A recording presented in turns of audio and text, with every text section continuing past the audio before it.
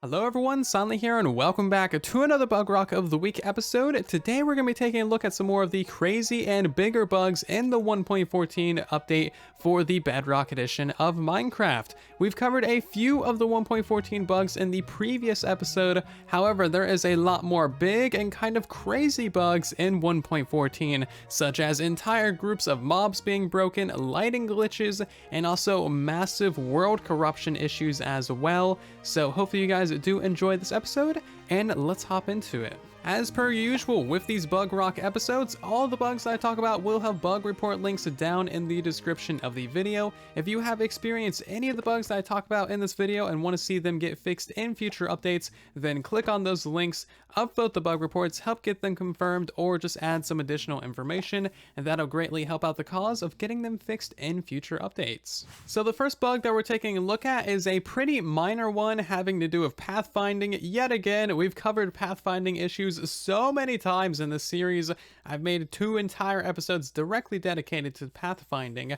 It's just always an issue, but as you can see, bees have some pathfinding issues when it comes to anything basically that is not a full block. So as you can see, they're stuck on the slabs. They're just going to keep infinitely flying and floating and be permanently stuck there, whether or not it's nighttime, daytime, they have pollen, they're being attacked or whatnot. They're basically just always going to stay there. They also have issues with glass panes and iron bars as well. This one currently isn't stuck, but they will get stuck in the corners and just try to keep flying through them. And this also happens with fences as well. They'll just keep trying to fly through them and have issues. So here we are on truly Bedrock, and as you can see, we have a bee stuck up there. This guy has been stuck there literally since the first day that I got bees, like over a month ago, and yeah, he's just never going to move. I've also had several other bees stuck around the village as well. For instance, I had one stuck right here on the fence post. Don't know how that guy got dislodged, but he's no longer stuck there.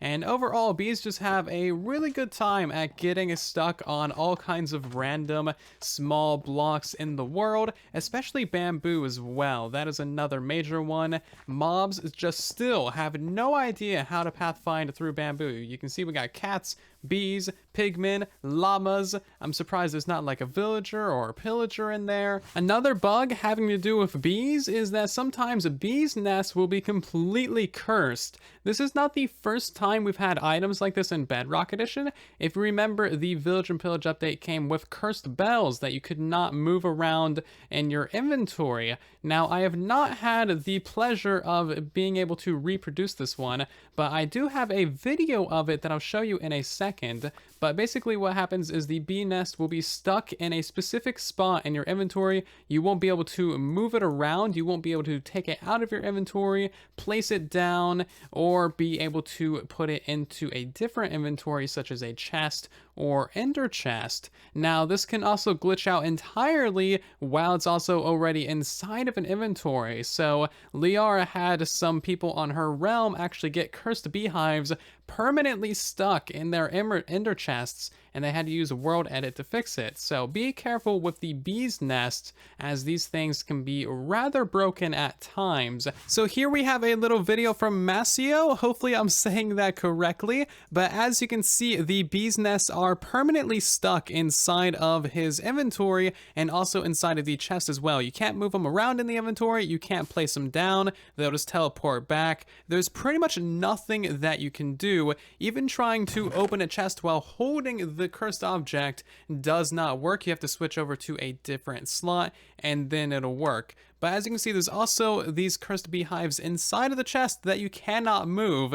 And as far as I'm aware, the only way to get them out of your inventory is to actually die.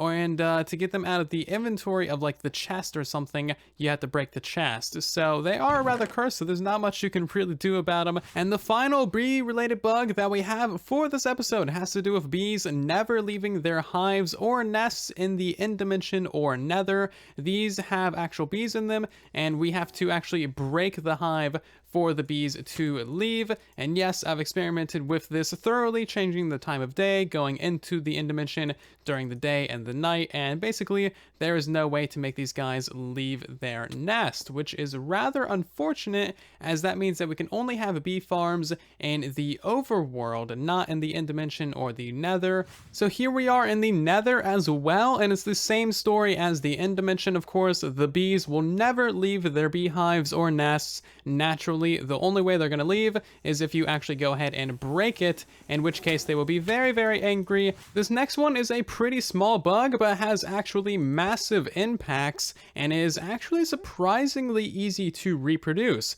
So this is a lighting bug, and this has to do with light not traveling from one chunk into another. As you can see, I basically just placed down some torches and you can immediately see this bug in effect. This is of course a chunk aligned grid right here, so the spaces in between these two blocks would be a chunk border. So I placed down all these torches over here. As you can see, they're only lighting up this chunk and preventing mob spawns in this chunk right here. The light is not actually spreading into this chunk, therefore mobs can actually spawn right next to your torches. If you want to prevent mob spawns in this area, you have to have a light source in this chunk to prevent those mob spawns. So there is the bug. If you want to make sure that you prevent all mob spawns in your area, make sure that you have torches or light sources in each individual chunk that you don't want spawns in, because the light does not travel across chunk borders. So I just went ahead and tossed on a texture pack that shows you the lighting in the world, just to prove that this is not only a visual thing, it is the actual light that is being affected. So as you can see right here, we have the torches and they are lighting up all of these area right here where we do not have the yellow squares. These are non-spawnable spaces, but right across the chunk border is a perfectly spawnable space. So if we just go ahead and place down a torch over here, you'll see that that acts normally and that lights up all the area around it. But if we go ahead and go to a chunk border, which I believe is right here, this is very difficult to see. I have no idea how this is going to look on YouTube, but you can see that it does not travel across the chunk border. And again, this is a pretty massive issue. Chunk borders are absolutely everywhere in the world, and they have a massive impact on the game, especially when light does not travel across them to prevent mob spawns. This next bug is an extremely serious one that has massive impacts on all kinds of worlds across the Bedrock Edition, and I'm sure you might have experienced it if you play on a realm or a multiplayer server. Basically, what can happen is massive corruption lines can go through the world and completely reset chunks. So as you can see right here, this entire line of chunks got reset. And typically these corruption lines are several chunks wide, and they go all the way from the north of the map all the way to the south side. We will open up World Edit in just a moment. Here are a couple of pictures of what it looked like when the corruption lines hit, and as you can see, it is a pretty devastating thing. It completely resets the chunk data so that it goes back to like a natural, normal generation, or it can completely just like delete the chunk in its entirety and it goes straight through to the void. This is a permanent thing as well, and it is different from the unloaded chunks which you might typically find in your world. The unloaded chunks are still there, they just aren't visible. These get completely deleted and they are not there at all, and you have to use World Edit or revert to a previous version of the world to fix it. So yeah, that's what we got going on Realms. This is a backup from a couple of months ago of my patron Bedrock server, and yeah, we had like 4 or 5 corruption lines go through here, and it took so long to repair everything using reversions and World Edit. This bug alone is one of the main reasons why we completely moved away from realms in our community. We used to host 2 realms, but now we completely moved away from from realms and are purely using dedicated servers to host our fan realms and servers. So yeah, this bug basically killed realms for us, and rightly so. It took way too long to fix these things. I had to roll back the world a couple of days and spend hours and hours and hours of fixing this bug, and that alone is not worth a realms subscription. So if you host a realm and it has a fairly large world on it, like a couple hundred megabytes or above, then make sure you check periodically for these corruption lines and make sure you stay on top of it, because this is a very serious thing, and it's not something that you will notice immediately. You have to actually go to the area where they affect it and notice that, oh hey, look, my entire build, it got deleted. So here we are using MCC tool chest to open up that world we were just in and see a full detailed map of the overworld. As you can see, there are 4 vertical lines going throughout the world that have, massive corruption lines through them. The parts that are missing, like right around here, is the terrain that has already been generated, and also the areas that I already fixed using World Edit as well. But as you can see, these white vertical lines right here are areas that have been completely deleted and no chunks have been generated there yet. If you go and fly into these areas, then it'll just generate new fresh terrain. And as you can see, these lines go all the way from the north side of the world all the way down to the south side, and it was just my luck that this one vertical line right here on the right hit like 5 or 6 different bases, and that took a very long time to fix. We also had another corruption line go through the shopping district right here on the spawn island, and luckily we were able to get rid of that one just by reverting a couple of hours. That is when we really started to notice these corruption lines due to, half the shopping district getting deleted. It looks like this space right here is extremely lucky. They did not get deleted, and also this area up here didn't get deleted either. So whoever lives in this space, you are extremely close to being almost completely deleted. That's a rather large base. Glad that didn't get deleted either. Oh, it looks like someone's mob farm got a chunk deleted through it. Yeah, so as you can see, I missed a lot of bases. That's a gold farm. Yeah, these corruption lines, they like to hit all of the nice things. Oh, there's the big gold farm. I'm glad that didn't get hit. There's a phantom farm. So a lot of really nice things didn't get hit, but also a lot of good things did, sadly. So I went ahead and made an export of the entire world map, and as you can see, there are those same corruption lines going through it, and overall, it's just a pretty bad time. If you have had this happen to your world, and you have never used World Edit on that world, please submit a download of your world to the bug report for this issue. That way the developers can investigate the world and try and track down the core issue that causes these corruptions.